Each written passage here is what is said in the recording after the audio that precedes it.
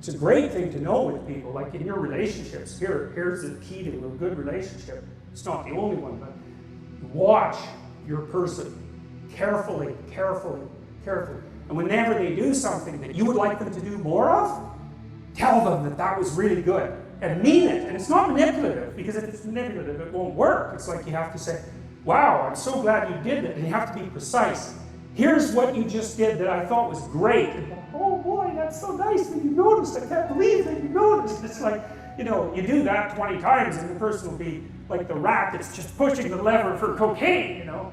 So, but no, it's serious. It's Skinner established this. B.F. Skinner noticed this a long time ago. Reward is intensely useful in terms of modifying behavior, but the problem is that it's really hard to notice when things are going right?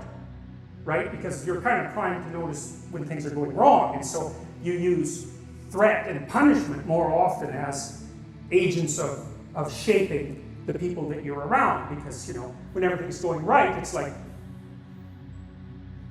what are you going to say? Everything's going right. It turns to zero. You just assume it, and that's not good. That's not good. You want to pay attention, and if your person, your children, your wife, your whoever, your mother, your sister, if you want to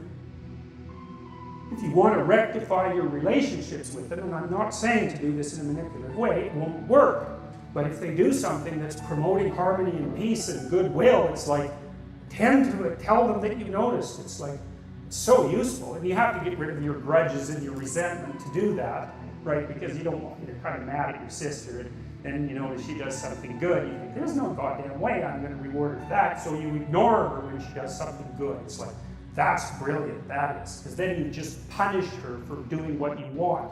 And people do that with their kids all the time, you know, because they let the kids dominate them, then they get resentful, then the kid will run up to them to show them something that's kind of spectacular, and they're not happy. They'll like, oh yeah, that's, you know, I'm working.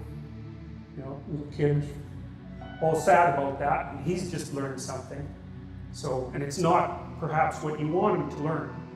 And so you have to keep your relationship with your children pristine, and that means that you can't hold a grudge or resent them, and that means that you have to help them learn how to behave so that you like them.